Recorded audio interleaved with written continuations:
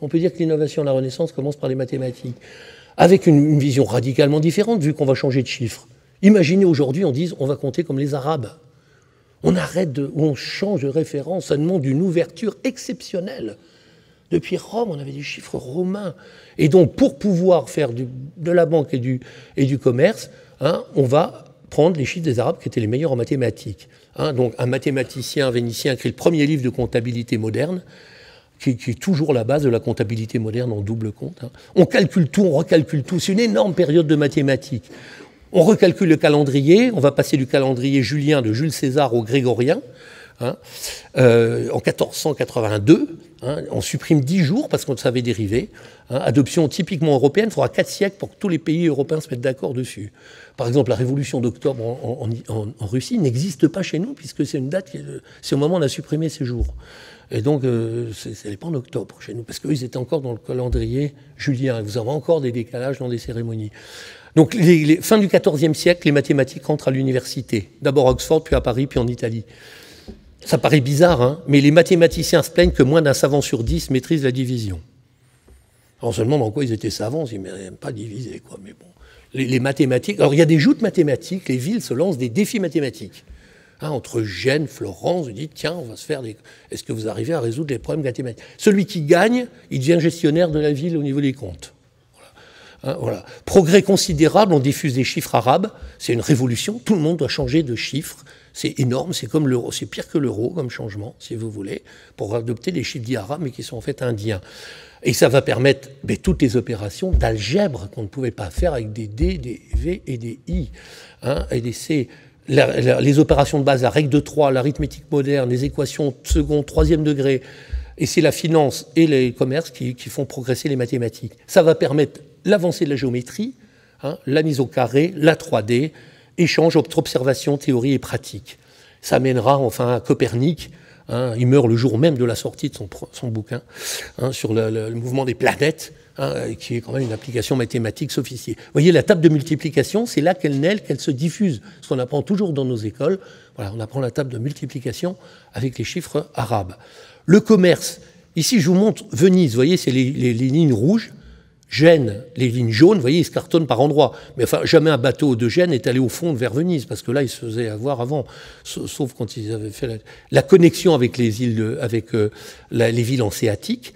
Et en fait, Florence, lui, va être sur le commerce terrestre, ces lignes bleues que vous voyez, mais qui en fait vont dans les villes, etc. Et puis même quand on arrive à un port, il faut bien continuer vers la terre.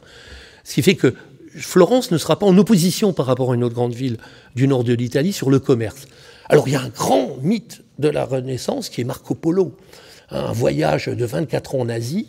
Alors lui, il est prisonnier quand la flotte vénitienne a été détruite par Gênes. Il était dans un des bateaux. Donc, comme il va être en tôle pendant 3 ans, en fait, il va raconter son voyage à un journaliste de l'époque, si vous voulez, qui va écrire ce livre des merveilles du monde, qui est en fait... Et tous les intellos de l'époque ont ce bouquin, qui est le livre des merveilles du monde, Marco Polo, vers l'Asie, ça ouvre vers toute l'Asie, vers la Chine, vers les connaissances, découverte qu'il y a du charbon, des pâtes, enfin tout ce que vous voulez.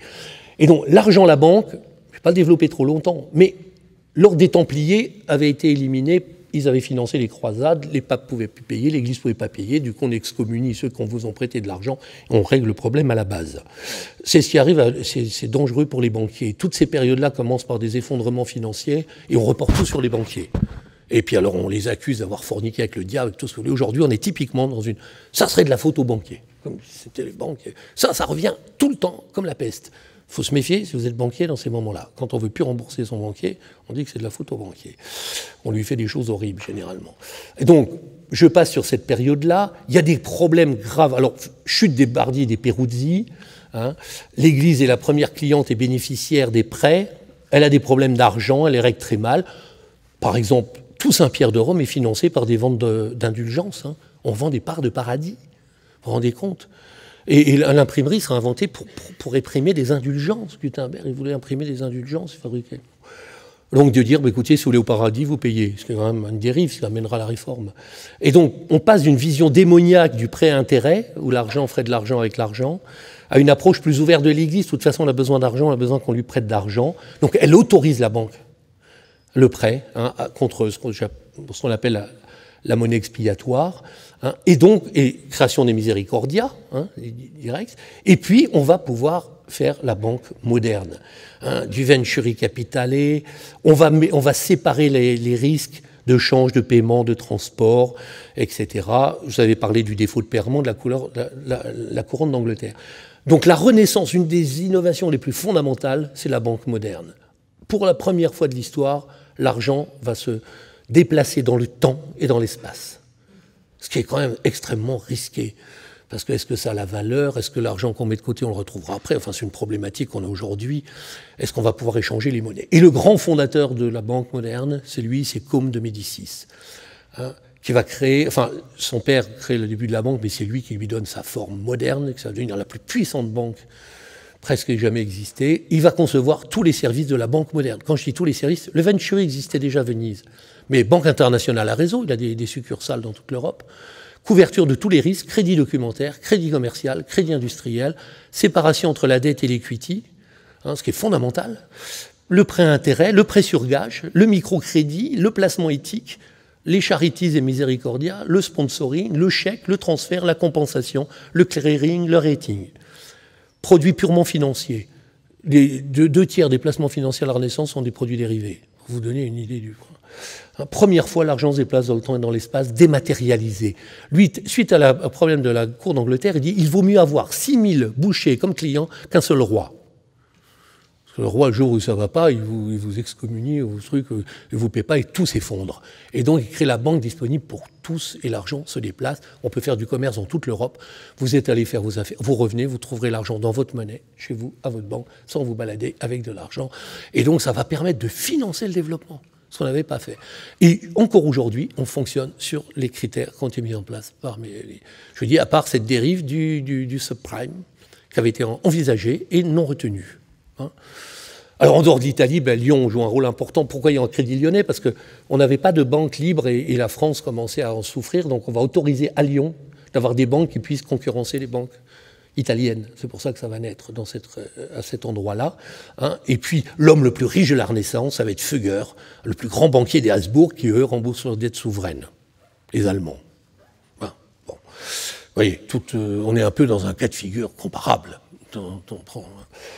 La réforme, je passe, elle va naître de ce mouvement, mais elle ne touchera pas l'Italie, hein, qui va rester dans cette relation je t'aime moi non plus avec la truc. Les découvertes, voilà ce qu'est une carte du monde avant la Renaissance. Hein. L'Asie, l'Europe, l'Afrique et la Croix. Hein. Tous les pays se disent au centre du monde. Hein. Terre est un disque plat dont Bagdad est le centre, hein, ou Rome, enfin, suivant l'endroit où vous trouvez. Ce qui est vrai d'ailleurs, puisque c'est une sphère. L'époque des grands navigateurs, c'est-à-dire qu'on va partir de l'Europe pour découvrir le monde. Plutôt financés par l'Espagne et le Portugal, qui ont été puissances, qui ont l'argent, qui, eux, à cause de leurs problèmes financiers, cherchent de l'or désespérément, et on va les trouver de l'or en Amérique du Sud, et donc ils vont payer des navigateurs qui viennent, comme Colomb, Gama, Magellan, qui sont généralement de l'école italienne. Donc je ne vous fais pas toutes ces découvertes, Christophe Colomb, Vasco de Gama, Magellan, etc., Amerigo Vespucci. Et voilà une carte du monde à la fin de la Renaissance. Celle-ci est belle parce qu'elle est présentée en forme de cœur. Hein. Et voilà, la carte du monde, vous voyez le changement radical. Tout est en place, les tailles ne sont pas tout à fait les bonnes, mais enfin, il y a connaissance de ce qu'est le monde dans lequel on vit à partir de là. Et on représente l'Europe, ça c'est des cartes d'Europe. C'est une période où on va considérer que le territoire naturel est l'Europe. C'est une vision moderne de l'Europe. On la représente parce qu'on met en fait l'Est en haut et le Nord à droite. Et on voit l'Europe qui part jusqu'au bout avec l'Espagne et le Portugal. Et puis on voit un bras qui est vers le Danemark et l'autre qui est vers l'Italie. Et puis la question, est-ce que l'on met un pied en Turquie ou pas? Hein, c'est les représentations de l'Europe géographique. C'est ça la reine Europe. Parce que l'identité, la culture, les échanges se font essentiellement, il faut savoir que l'axe de la Renaissance, je vous parle beaucoup du nord de l'Italie, mais il y a une connexion directe avec les Flandres. Directe. Hein, Flandre, partie de l'Allemagne, un peu vers la France, mais la connexion avec les Flandres est déjà là en place. Alors, l'ouverture que l'on a à cette époque, elle se mesure par... il y a une telle soif d'apprendre, il y a un phénomène qui est intéressant qu'on appelle le cabinet de curiosité. Cabinet de curiosité à la Renaissance, tous les gens intellectuels puissants qui disent être humanistes ont généralement... On en a plus ? Mais écoute, je vais parler beaucoup plus fort. Hein. Oui, donc, tous les personnes qui ont des responsabilités, qui sont humanistes, ont des cabinets de curiosité. C'est quoi un cabinet de curiosité, en fait?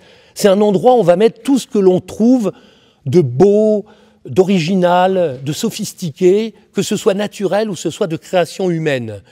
Ça va donner plus tard nos musées. Hein. Les musées naissent d'abord sous forme de cabinets de curiosité, qui s'appelleront un peu plus tard, du temps des Lumières, des chambres des merveilles.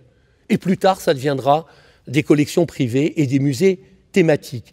Ça correspond à l'extrême curiosité qu'ont les gens de la Renaissance. Hein. Ils disparaîtront vers le XIXe siècle. Alors, vous voyez, la curiosité scientifique, elle tournait autour de la découverte des faits. On est très aristotélicien à la Renaissance. D'ailleurs, la grande redécouverte, c'est Aristote. On observe, on accumule, on regarde et on apprend. Inspiration fournie pas tellement par la science en elle-même, mais l'art et sa relation à la science. Hein, donc, on va prendre des objets de toute nature. Et Léonard vous dit, il n'y a que la nature qui peut vous inspirer. Il faut partir de la nature et de l'expérience. Alors, ça revient très tendance aujourd'hui. Le cabinet de curiosité, à la période rationaliste et des Lumières, on a dit, oui, mais c'est tout et n'importe quoi. Alors qu'après, on va mettre que des animaux, que des squelettes, des classifications comme Linné, comme Muséum d'histoire naturelle. Mais ce qui faisait l'intérêt en termes d'innovation, c'est ce mélange. C'est cette combinaison de choses venues de mondes différents. Alors, vous voyez un texte de la Renaissance sur la curiosité naturelle, et aujourd'hui, pas mal de textes sur les cabinets de curiosité. Alors, je vous montre des tableaux de parties. Alors, c'était une partie, une armoire, voire une pièce, voire plusieurs pièces, où on avait rassemblé ce qu'on trouvait le mieux à travers le monde, des porcelaines chinoises, des coquillages, des peintures anciennes, des sculptures romaines. Donc, je vous montre, voilà, regroupés dans un cabinet plus ou moins secret, où on avait tout ce qu'on avait pu ramasser venu du bout du monde. Et on allait voir les bateaux qui ramenaient des choses de loin pour se procurer ces connaissances du bout du monde. Ici, c'est au musée d'Amsterdam. Si vous allez au musée d'Amsterdam, hein, vous avez la reproduction. Ils ont repris une partie des objets du cabinet de curiosité de Rembrandt. Hein, et donc, ils ont mis... C'est juste un coin, en fait. C'était beaucoup plus grand. Vous voyez ici, il y a un buste de Socrate. Hein, il y a des lances, il y a des coquillages, il y a des pièces de métal, des choses qui viennent du génie humain ou de la beauté de la nature, pour s'inspirer de cela et essayer de le comprendre. Sachez que, par exemple, une entreprise comme Hermès française, pas le dieu Hermès, elle a fait il y a quelques années ce que s'appelait comment ça s'appelait, un voyage autour du monde d'un tiers de tout leur personnel pour aller capter tout ce qu'il y avait de plus beau dans le monde. Tout à fait dans cette logique.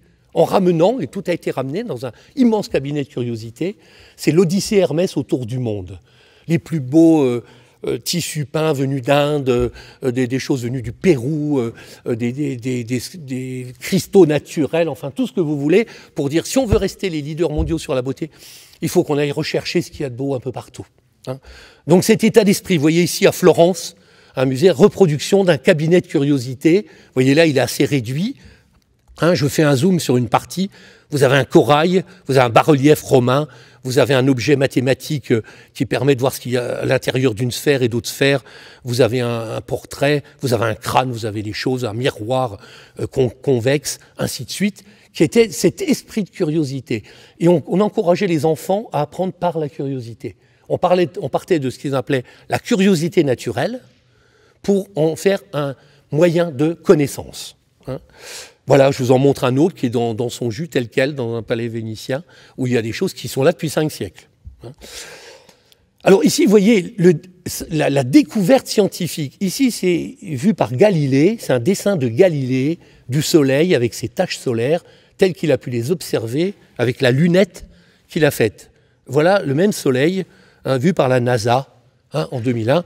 C'est la même tâche que vous voyez, c'est parce que le Soleil, il n'est pas dans la même position que le dessin. Hein, mais vous voyez déjà la proximité que l'on a par rapport à la science moderne. En fait, l'esprit de la Renaissance, cette volonté de découvrir, d'intégrer ce qui vient de partout, de faire le bilan des connaissances, de mesurer, d'analyser, de comparer et autres, elle va permettre tout le développement de ce qu'on appelle les Lumières. D'ailleurs, si vous prenez Descartes, certains vont le mettre comme le dernier de la Renaissance ou le premier des Lumières. En fait, ça n'a pas grand sens, c'est l'interface. L'un n'aurait pas pu naître sans cette approche fondamentale. Hein. Alors, les grandes inventions de la Renaissance, l'imprimerie, alors c'est maîtrisé depuis des siècles en Chine, hein, Gutenberg n'a jamais dit qu'il l'avait inventé. Mais en fait, il va l'améliorer considérablement, essentiellement avec la vis, la presse, etc., et l'appliquer de façon large avec des caractères en métal. La cartographie, vous avez vu, le progrès de la cartographie. Et en fait, l'essentiel des innovations de la Renaissance, c'est la combinaison. On va faire les premières horloges. En fait, si vous prenez les pièces d'une horloge, vous pouvez faire des liens d'où ils viennent. La poulie, la roue crantée, ce qui vient de Mésopotamie, ce qui vient des pays arabes, ce qui vient d'Inde, etc. C'est une synthèse. On va faire des objets complexes. On va faire les premières machines-outils. On va faire des palais complexes. C'est-à-dire qu'on combine des briques de connaissances, hein, des vérins, des poulies, des bielles, des manivelles, des engrenages, des cliquets. Hein, on va concevoir des machines complexes, des montes, des scies hydrauliques, des moulins modernes, hein, des presses d'imprimerie. On va formaliser les savoirs. Ils étaient dispersés, on les regroupe, et ça change tout, on les combine. Hein, on va commencer à faire des machines complexes. Ça, c'est des dessins de Brunelleschi, hein, sur le point. Et alors, les grandes algues, donc imprimerie, l'instrumentation de navigation, hein, les verres blancs, les lunettes. Si vous voyez des gens avec des lunettes, c'est un tableau qui commence, c'est pas avant la Renaissance. On commence à avoir des tableaux avec des gens avec des lunettes, et aussi des lunettes astronomiques. Hein, on va pouvoir jouer sur le verre. Les microscopes, on va commencer à voir les choses petites et les choses grandes. Les vitres, les miroirs, s'il y a des vitres aux fenêtres, ça vient de là. L'horlogerie, les machines-outils complexes, la soie, piquée aux Chinois, le tissage de luxe, extrêmement sophistiqué. Hein, les arsenaux, on construit des bateaux en série. Chimie minérale, assez discret, parce que la chimie, assimilée à l'alchimie, je vais pas revenir, c'est un des domaines qui reste un peu sous boisseau. Les arts, peinture, sculpture, architecture à un niveau exceptionnel, avec des œuvres qui restent inégalées. Et les services, la banque moderne, le commerce, l'enseignement moderne, l'édition, l'assurance. On crée des compagnies d'assurance extrêmement puissantes. Generali, choses comme ça, c'est des purs produits venus de la Renaissance. Le droit, la gestion, hein, qui vont mourir. Et l'attrait pour la réalisation. À la Renaissance, on veut réaliser. Hein, toutes les innovations confortent l'idée qu'il n'y a pas de limite au pouvoir de l'homme. Alors voilà ce que vous dit Carnet de Léonard de Vinci. Il dit « J'ai imaginé toutes ces machines parce que j'étais possédé comme tous les hommes de mon temps. » Voyez, ce n'est pas un génie isolé. Il ne vous disait pas « j'étais le seul qui savait ». Il vous dit « j'étais possédé comme tous les hommes de mon temps par une volonté de puissance. J'ai voulu dompter le monde. » Voilà ce que dit Léonard. Hein, donc vous voyez, quand je dis que c'est un mouvement ouvert de maîtrise et de compréhension où l'homme prend le pouvoir, puisqu'il a la carte ouverte, c'est cet esprit-là. Et dépôt de brevet, vous voyez, on le formalise à Venise. Vous voyez les dépôts de brevets à partir de 1474. Hein, et ça va être le premier pays qui est dans le palais, qui est tout de suite à droite du palais des doges, où il va y avoir les brevets. Hein, parce qu'on dit quelqu'un qui a fait une avancée, il a rendu service à l'humanité, il faut qu'il en touche quelque chose. Et donc on reconnaît à l'individu le fait qu'il a aidé, qu'il a permis quelque chose qui se fasse. Avant, ça se faisait au gré du dirigeant, là, ça devient une loi. Hein, qui va Alors ici, c'est un recueil qui date, dirais, de la Renaissance anglaise, 1600, c'est plus en Italie, mais enfin, il y a un éditeur qui a remis toutes les innovations de la Renaissance. Vous voyez qu'il a mis dans un seul recueil. Alors, vous voyez, découverte de l'Amérique, hein, on a découvert l'Amérique, invention de la boussole, alors je mets Chine, on réinvente la boussole, on adapte la boussole. Hein, l'apport chinois est déterminant. Hein, vous voyez ici, découverte de la poudre à canon est inventée par les Chinois, hein, on va l'adapter, l'améliorer, la fondre, la couler, etc., puisqu'on a accès direct, on va pouvoir faire des canons, des choses comme ça. Invention de l'imprimerie, c'est pareil. Je veux dire, on imprimait des livres depuis des siècles en Chine, des billets de banque avec des filigrammes, c'est pas une invention là, mais on va la réinterpréter et on va inventer la presse, le caractère mobile essentiellement en métal, et puis les encres, et puis le papier spécial qui permettra d'éditer. L'atelier le plus complexe à la Renaissance, en dehors des arsenaux, c'est l'imprimerie. Hein. Alors, voyez la révolution de l'imprimerie en Europe, voyez les manuscrits en jaune et les imprimer. À partir du moment où on pouvait reproduire des livres en centaines et milliers d'exemplaires, il n'y a plus de limite à la diffusion de la connaissance. Et c'est pour diffuser la connaissance qu'on fait le livre. Et certains disent, là, je suis sûr qu'il en restera au moins quelques-uns, disent des créateurs de l'époque. Hein, parce qu'il y en aura peut-être qui seront brûlés, un truc, mais avant la Renaissance, on perdait des connaissances. Des gens qui les connaissaient ne les transmettaient pas. où on n'avait pas accès à leur diffusion. Là, vous voyez, 200 millions de livres imprimés entre 1500 et 1600, c'est vous dire que c'est la révolution. Hein, ça, c'est un des tout premiers livres imprimés de Pétrarque. Les gens qui écrivaient, ils disent « oui, mais ils ne sauront pas que c'est de moi, c'est des caractères mécaniques ». Et donc, il écrivait un petit mot à la fin pour dire que c'était bien de lui. Vous voyez, en rouge, c'est Pétrarque qui écrit, parce qu'il y avait un petit peu ce côté imprimé par rapport... vous voyez, comme quand vous recevez un imprimé, vous dites « c'est pas très important ». C'est pas comme si c'est une lettre personnelle. Donc, il y avait cette relation à l'autre. Hein. Alors, vous voyez ici, si on compare avec aujourd'hui, le passage du manuscrit à l'imprimé, et vous voyez dans la télé le passage de l'analogique au numérique. Hein, on est dans une révolution qui ouvre d'un seul coup la possibilité de la diffusion. Comme le cas du net, hein, comme le livre. Même type de logique. Premier livre imprimé en France. Alors, sachez que les Français n'ont pas brillé par leur adoption de l'imprimerie. On n'a imprimé que 35 ans après l'invention de l'imprimerie, parce que c'était interdit. Interdit par l'Église, interdit par le roi, interdit par la Sorbonne. Hein. Et on autorisera le premier livre, qui est un livre d'un humaniste italien. Hein, ça sera fait à la Sorbonne, vous pouvez visiter l'endroit. On a importé deux imprimeurs allemands. On leur a interdit de retourner en Allemagne. Hein, on les a convertis et ils ont produit les premiers bouquins. Mais il fallait, sur autorisation du roi, avec, vous savez, des choses de cette nature. Pourquoi est-ce qu'on ne voulait pas? Les trois pouvoirs en place ont dit n'importe qui va diffuser n'importe quoi. Ce qu'on a chaque fois qu'on a une innovation, comme sur le web, on dit n'importe qui va diffuser n'importe quoi. Hein, il y avait eu un projet de loi d'interdire les blogs, hein, venu de quelques députés, sénateurs français. Pour la même raison, ils ont dit mais à ce moment-là, n'importe qui va diffuser n'importe quoi. Hein, donc les pouvoirs en place luttent contre ça. Première musique imprimée, on va diffuser la musique, ce qu'on ne faisait pas avant. Hein. L'invention de l'horloge, vous voyez, l'horloge, c'est une synthèse. On peut dire que pratiquement aucune pièce qui compose l'horloge n'a été conçue en Italie du Nord. Mais l'horloge, si. Et en Allemagne, parce qu'on va intégrer. Et donc, l'innovation de la Renaissance, c'est une innovation de synthèse et de conception. On va avoir la même chose actuellement. Je dirais, ça n'a pas tellement d'importance qu'un composant vienne de Chine ou d'ailleurs. Il faut savoir ce que l'on en fait. Est-ce qu'on fait un cœur artificiel? Est-ce qu'on fait un avion? L'invention de la distillation, donc qui est aussi une innovation de la Renaissance. Invention de la soie, alors bon, c'est pas de l'invention, on a été volé à la Chine. On a envoyé une expédition secrète qui a réussi à piquer aux Chinois. Et puis on a développé, et ça allait jusqu'à Lyon, hein, la soierie, puisque hein, c'est le terminal de la route de la soie, c'est Lyon. Invention des nouveaux étriers, tout ça, ça vient du monde arabe. Donc vous voyez, c'est vraiment une combinaison. Hein. L'Europe était ouverte à la terre entière. Amélioration considérable des moulins à eau. Les moulins à eau, on en avait du temps des Romains. Mais vous voyez ici, vous avez vu les rayures qu'il y a dans la pierre. Hein, c'est les calculs mathématiques pour avoir le meilleur effet possible de la meule. Et en fait, on améliore d'un facteur de 5 à 10 l'efficacité des moulins. C'est là on dit c'est un raffinement. Là. Les moulins à vent, pareil. Ah, ils étaient connus du temps des Romains. Et donc là, c'est les apports du passé qu'on va rationaliser, optimiser, recalculer pour le faire. Aujourd'hui, on a des moulinettes partout aussi, hein, des éoliennes. On revient toujours sur les mêmes choses. Hein. On fait du temps des Romains, on l'a fait du temps. L'invention du sucre, donc ça vient, vous voyez, de la canne. Là, c'est immédiatement lié à la découverte de l'Amérique. C'est de la canne à sucre.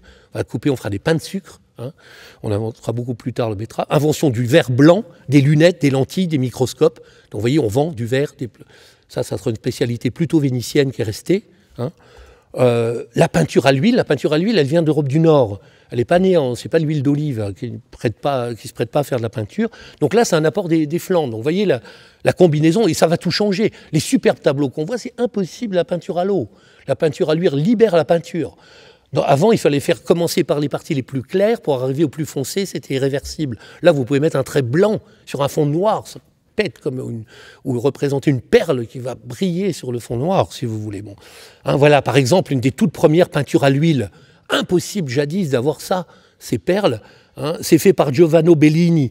C'est un des tout premiers à adopter la peinture à l'huile. Hein. Lui, il fait ça quand il a 90 ans, parce que pour lui, jamais il aurait représenté une femme nue. Mais puisque c'est nouveau, c'est tendance, il va le faire pour la première fois de sa vie, hein, en hésitant, parce qu'il avait été éduqué autrement. Hein, il est du début de la Renaissance, lui. Hein, il n'osait pas peindre une femme nue avec un modèle à poil devant lui. Ça ne se faisait pas avant, parce qu'il y avait l'Église qui veillait. Donc, chef-d'œuvre serein, intime, contemplatif. Vous voyez le paysage derrière, toujours cette perspective de la Renaissance. Hein, attrait débordant pour la beauté, la vie, hein, l'amour, l'innovation, l'huile, le jeu de miroir, qui sont les beaux miroirs viennent de la Renaissance. Et là, on a des vrais miroirs avec un fond en argent et puis en plus courbe, jeu de miroir, l'intérieur, l'extérieur, etc. C'est pas du tout un dessin, une peinture licencieuse. Il fait ça avec infiniment de respect. Calcul de la latitude et de la longitude, ça c'est la Renaissance, c'est des progrès dans les calculs et dans le matériel scientifique. Ça va permettre d'aller découvrir la Terre entière, en pouvant faire le point où on est alors qu'on est perdu au milieu de l'océan. Invention de l'emboutissage et du polissage des métaux. C'est déterminant aussi. Ça vous mène, par exemple, le plus grand éditeur de métaux polis en art, avec son nom m'échappe. Enfin, on a des entreprises de l'époque qui sont toujours là. Vous voyez les armures, mais aussi les machines. Vous voyez des machines-outils déjà, qui fonctionnent très efficaces, en fait. L'invention de l'astrolabe, toujours dans le positionnement des étoiles connaissance. Invention de la gravure sur cuivre, qui va permettre des gravures exceptionnellement fines, donc de diffuser la science, la connaissance, quand on veut mettre un schéma, etc., qu'on ne pouvait pas faire avec le bois, et qu'on produit en grande quantité pour peu cher. Voilà. Donc c'est vraiment une période d'avancée, d'innovation radicale, qu'on appellerait breakthrough aujourd'hui, extraordinaire. L'entreprise, toutes les bases de l'entreprise moderne sont définies à la Renaissance. C'est-à-dire, avant, on va dire, c'était des riches banquiers, des riches marchands. On ne parle pas d'entreprise. On produisait de façon artisanale avec des compagnons indépendants, et ceux qui menaient le bal, c'était soit des marchands, soit des banquiers. Vous ne voyez pas le terme. Là, on va créer des entreprises, dont l'entreprise type, c'est l'entreprise d'édition, qui est déjà une cinquantaine de métiers pour imprimer et tout. On invente la comptabilité en partie double, qui est déterminante. Ça permet le contrat d'association, la société de participation, le contrat d'assurance, le calcul du retour sur investissement, l'invention du virement. Voilà. Et donc, on va avoir des belles entreprises dont beaucoup existent encore. Contrairement à ce que les gens croiraient, vous pouvez voir des entreprises qui existent encore aujourd'hui. Entreprendre à la Renaissance, alors là, c'est le top. Il faut être très bien formé, il faut lire, il faut savoir lire, écrire, compter, maîtriser le droit, les langues, les mathématiques, l'histoire, la géographie, la culture, la diplomatie, les connaissances techniques. Idem pour les responsables des filiales à l'étranger. Avoir fait ses humanités, avoir les connaissances techniques, avoir appris la gestion, le commerce, les arts et la diplomatie. Agir, entreprendre vite avec discernement. On a des gens extrêmement bien formés. On a une minorité de gens, mais c'est quand même plusieurs centaines, qui sont... On n'a pas repoussé aussi loin maintenant. C'est comme s'ils avaient fait les arts et métiers, ils avaient fait aussi l'école normale, ils avaient fait les langues zo, ils avaient fait du droit, ils avaient fait aussi de la littérature, ils avaient fait de l'art, ils avaient fait de la musique. Ça met le bouchon très loin. Je vous dis, il fallait maintenir la pression, mais il y avait une dynamique qui fait que les gens y croyaient. Et puis l'accent est mis sur la compétence. La Renaissance revalorise la grande valeur de Rome, qui est la compétence. On n'a accès au métier que si l'on est compétent, sans aucune haute interférence d'être d'une famille riche ou d'autres points. Et donc, on va passer des examens et vérifier la compétence des gens. Et on voit qu'on a des peintres très compétents, des architectes très compétents, médecins compétent. Donc, c'est le cachet qui marque l'homme de la Renaissance. Mais ça, c'est une valeur qu'on revitalise complètement de Rome. On ne fait pas des... quand vous voyez les aqueducs romains, vous voyez bien que ça a été bien fait. C'est d'une qualité exceptionnelle. Ça a été fait par des gens de métier qui l'ont appris durement et solidement. Donc, la compétence qui est clé dans l'entreprise. On va répartir dans l'entreprise des gens par compétences et métiers différents payés par un salaire. Ce qui est nouveau, puisqu'avant, on payait au coup par coup le compagnon. Et on croit que les connaissances acquises doivent être mises à la disposition des autres. Chaque homme doit mener une vie civique active plutôt que se prélasser en privé, dans les délices de la science. L'entreprise typique, une entreprise, 2-3 de la Renaissance. Manus est le plus grand éditeur de la Renaissance. Alors sachez que les grands éditeurs scientifiques, aujourd'hui, Elsevier par exemple, il naît à la Renaissance. C'est le plus grand éditeur scientifique aujourd'hui, il naît à la Renaissance. Lui, il publie des centaines de titres peu coûteux. C'est l'inventeur du livre de poche, en fait. Lui dit toutes les connaissances doivent être disponibles pour tout le monde. Il fait des petits bouquins pratiques. Il en fait des centaines, depuis les plus grands classiques jusqu'aux romans d'amour et tout. Il dit les gens, il faut qu'ils aient des trucs agréables à lire si on veut faire leur lire des choses qui sont plus éducatives. Tous les lettrés doivent être munis de livres. Tant que cette fourniture n'est pas achevée, je ne m'arrêterai pas. Vous voyez, c'est cet esprit de la Renaissance. Tant que tout le monde n'aura pas ses bouquins, je continue. Et Manus est grand éditeur de la Renaissance. Alors la plus grande entreprise de la Renaissance, c'est l'Arsenal de Venise. 5000 employés, voyez la sortie des ouvriers de l'Arsenal de Venise. C'est le précurseur du mode de production moderne. 3000 bateaux, il y en a qui sont perdus, on les sort par milliers. Donc spécialisation du processus de travail, normalisation des produits, des bateaux, fabrication en série, réduction des coûts, supply chain et tout cela. La République de Venise, elle possédait tous les bateaux, elle les louait aux marchands, hein, elle distribuait les licences, elle réglementait et contrôlait tout, les dates, les trajets, les accords, les revenus et les taxes. C'est pour ça qu'elle était aussi riche. Elle contrôlait l'ensemble du processus et c'est l'organisation la plus sophistiquée qu'on a à la Renaissance. Hein, c'était grands ateliers, 5000 employés, vous voyez, c'est comme un grand chantier naval. Et c'est de qualité. Hein. Gutenberg, alors là, c'est le flop au niveau entrepreneurial. Hein, moi, je le présente quand on forme nos petits juniors qui font des start-up. C'est une start-up mal ficelée. Hein. Elle démarre à Mayence. Et là, pour le coup, il n'y a pas séparation de la dette et de l'equity. C'est l'énorme erreur que fait Gutenberg. C'est-à-dire qu'en fait, lui, son père gagne bien sa vie, il imprime des indulgences. Grand marché, ça marche bien. Et des produits pour les touristes religieux, des bondieuseries, comme on dit, comme vous avez à Lourdes, quoi. Lui, il a ses projets de caractère réutilisable pour baisser le coût des livres. En fait, il s'apercevra qu'il ne peut pas imprimer sur des peaux des velins ou des peaux de mouton. Il faudra inventer le papier, il faudra trouver des encres qui sèchent assez vite. Enfin, ça va être beaucoup plus long que prévu. Il s'associe à un riche marchand de Mayence qui va lui mettre des fonds. Sauf qu'à la fois, il possède le capital et il a un intérêt. Ce qui n'a aucun sens. Soit c'est de l'equity, c'est une action. Hein, et donc, elle vira comme une action, ça marche, tant mieux, ça ne marche pas. Ou une obligation, et à ce moment-là, il n'a pas d'intérêt dans l'affaire. On lui doit une obligation. Là, il y a confusion, et c'est là où ça ne serait pas arrivé s'il avait eu les Médicis comme banquier, qui avaient séparé la dette de l'equity. Et donc, il va se faire prêter, vous voyez, le prêt, 150 gulden, 800 gulden, il a un taux de 6%. Vous imaginez, ça va traîner parce qu'il faudra des années, il faudra 8 ans pour arriver à sortir cette fichue Bible en 180 exemplaires, et il se trouve endetté, il en reste 49 aujourd'hui, Steve Jobs en avait 2, hein, et donc il va avoir des dettes de 2026 gulden, ça vous paraît rien, c'est l'équivalent d'un quartier de Mayence, quoi. C'est une valeur faciale très élevée, donc il fait un procès. Il y a un procès parce que lui, il dit « mais oui, mais moi j'ai pris tous les risques » et l'autre, il a à la fois une partie du capital, il lui doit des intérêts composés. Et en fait, Gutenberg va perdre. Si ça avait été First père, lui, il avait vu tout le boulot qu'il avait fait. Mais c'est son neveu qui a pris le relais. Le neveu, c'est un petit con, et lui, il veut récupérer l'argent. Hein, donc il a droit à 6% et un contrat, plus la possession de la boutique. Et donc Gutenberg perdra tous les droits qu'il a, et c'est le neveu qui va faire fortune. Gutenberg meurt dans la misère. Hein, c'est la ville de Mayence qui le soutient un peu comme un SDF. Donc vous voyez, superbe invention, début de l'imprimerie, hein, et après il y aura 40 000 éditions différentes de la Bible aussi sec, quoi, après qu'il y ait eu ça. Et donc voilà, il ne faut pas faire cette erreur-là si vous créez une start-up, quoi. Hein, mais voilà, il faut regarder un peu ce qui s'était passé. Il ne suffit pas d'inventer, il faut faire le bon modèle, hein, et le bon business model qui va avec.